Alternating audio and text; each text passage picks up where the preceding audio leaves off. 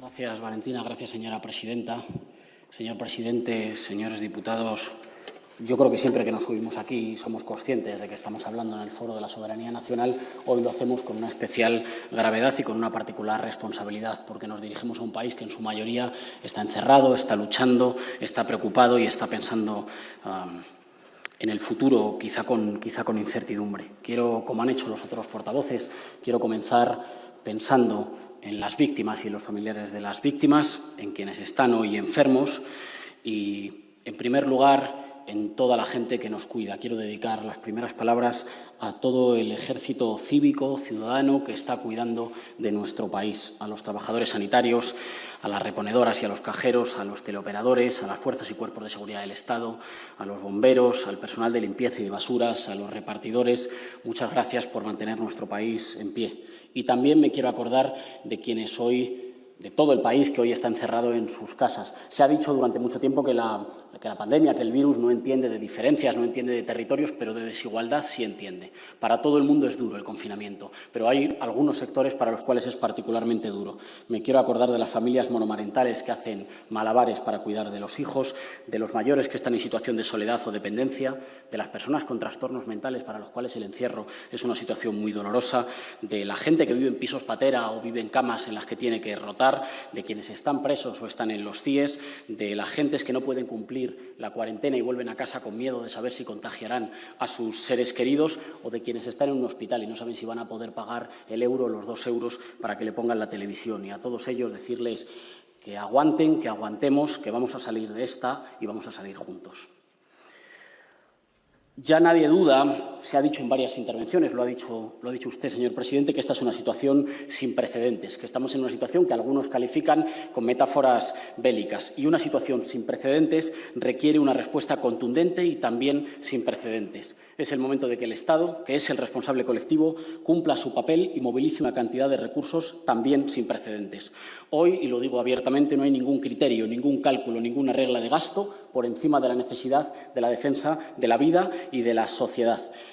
El execonomista jefe del Fondo Monetario Internacional, Olivier Blanchard, decía que estamos de facto en una guerra y que hay que aplicar medidas como si estuviéramos en una guerra y que hay que ganarla, y que ponía como ejemplo que Estados Unidos durante la Segunda Guerra Mundial llegó a incurrir en un déficit de hasta el 26% del Producto Interior Bruto. Nosotros consideramos que el techo de gasto y los objetivos de déficit hoy han dejado de tener sentido. De hecho, creemos que el artículo 135 de la Constitución española debería ser modificado, que deberíamos decretar una moratoria en el pago de los intereses de la deuda y que deberíamos suspender temporalmente la Ley de Estabilidad Presupuestaria. ¿Y todo esto para qué? Pues porque necesitamos un inmenso New Deal o Plan Marshall. Necesitamos una inmensa inyección de inversión pública en la economía española para hacer dos cosas. En primer lugar, para frenar la pandemia. Y para frenar la pandemia, nosotros apoyamos el decreto de estado de alarma. Sabemos que es difícil, pero el Gobierno nos va a tener a su lado apoyándolo. Creemos que hay que redoblar los esfuerzos en la sanidad, y todo el que conoce a un profesional sanitario le dice que están desbordados en horas, desbordados en recursos, faltos de muchos materiales, y tenemos que parar el país de manera definitiva. No es solo que sea más eficaz, es que incluso puede que nos salga más barato. Mejor que un confinamiento durante mucho tiempo y a medio gas es parar el país, parar las empresas de forma definitiva y que solo trabajen aquellas que el Gobierno disponga como imprescindibles. Y, en segundo lugar, para afrontar la más que posible crisis social y crisis económica, para que el confinamiento no se convierta en miedo, no se convierta en precariedad, no se convierta en pobreza, y para que no la acaben pagando los mismos que en el 2008, que en el 2010. Y, en este sentido, tenemos todo el aprendizaje de lo que hicimos mal durante aquellos años. Y tenemos el aprendizaje de que los que entonces nos decían que había que recortar en el estado del bienestar hoy corren a pedirle al Estado que tome medidas. No cometamos los mismos errores que entonces.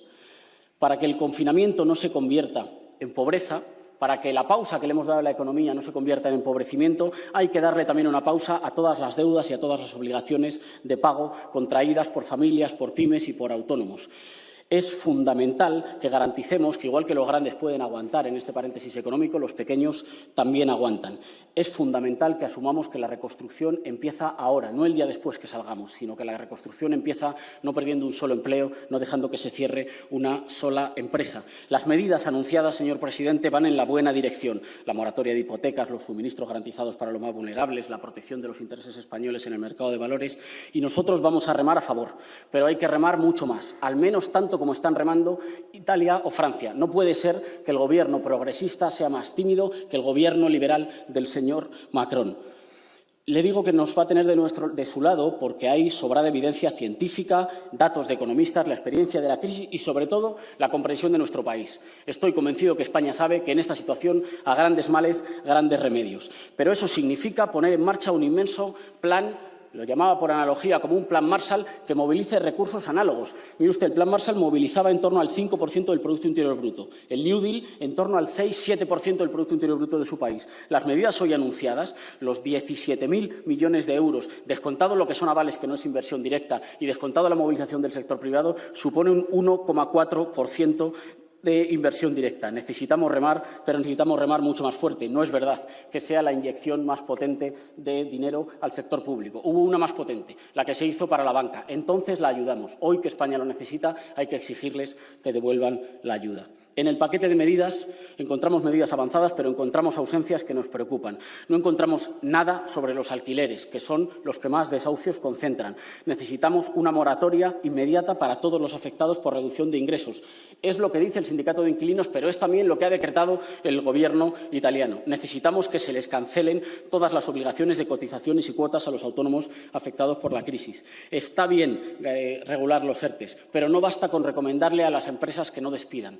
Hay que prohibir los despidos, hay que garantizar una moratoria de 2 meses, como ha hecho Italia, para que no se pueda despedir. Y hay que garantizar un ingreso básico de emergencia de 6 meses. El economista Guy Standing lo defendía hace poco en el diario El País, que garantice la resistencia de nuestra sociedad, que garantice que no quiebran las familias ni las pequeñas empresas, porque si no saldremos más débiles de esta, y que garantice de manera inmediata que podemos mantener la demanda agregada. Y me alegro de que usted haya incluido una medida que le dijimos y que nos preocupaba mucho, pero que necesita fondos. Hay gente, hay mujeres para las cuales el confinamiento puede significar miedo. Y es fundamental no solo darles apoyo, sino garantizar una infraestructura pública de viviendas a las que puedan acudir para no tener que convivir con el agresor. Es fundamental que el Estado le diga a todos estos sectores que no están solos, que no están desamparados y que pueden contar con la solidaridad colectiva. ¿Y esto quién lo paga?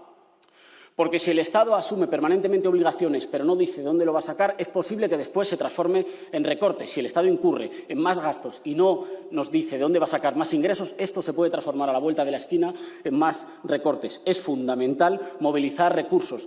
Y yo creo que toda España entiende que esta es la hora de la solidaridad.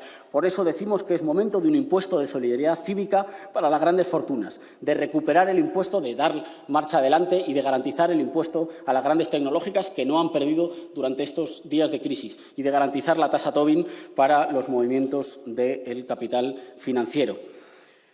Se está hablando ahora mucho de si estamos en un momento keynesiano, pero un momento keynesiano no es que el Estado intervenga en las malas y intervenga para dejar las cosas exactamente igual, es que intervenga en las malas para cambiar la estructura económica y para proteger a los de abajo. Y para eso es necesario, de manera drástica, atreverse. Hemos aprendido algunas cosas en esta crisis, y acabo, señora presidenta. Hemos aprendido ya, y aprenderemos más, que con los servicios públicos no se puede jugar, que los recortes en la sanidad pública matan y que es mentira lo del sálvese quien pueda y el todos contra todos, que eso es un callejón sin salida, que de esta solo se sale, lo decía hoy Santiago Albarrico, solo nos salvamos todos y cada uno de nosotros si nos salvamos todos juntos, como comunidad. Y eso significa que solo salimos con más capacidad de prever y de planificar, con un Estado más fuerte, más responsable y más justo y con más lazo social y más comunidad. Ahora toca actuar en consecuencia. La crisis nos va a cambiar y vamos a salir de esta crisis seguramente cambiados, pero podemos elegir salir mejores. Hace falta una política valiente y decidida que ponga primero las necesidades y los intereses de las familias, de los autónomos, de los trabajadores y de la economía real. El Gobierno tiene que atreverse, porque de no atreverse, las consecuencias de hacerlo tarde y de hacerlo a destiempo serán mucho peores para el conjunto de nosotros. No me cabe ninguna duda de que saldremos de esta crisis como pueblo. Necesitamos salir también con un Estado a la altura. Muchas gracias.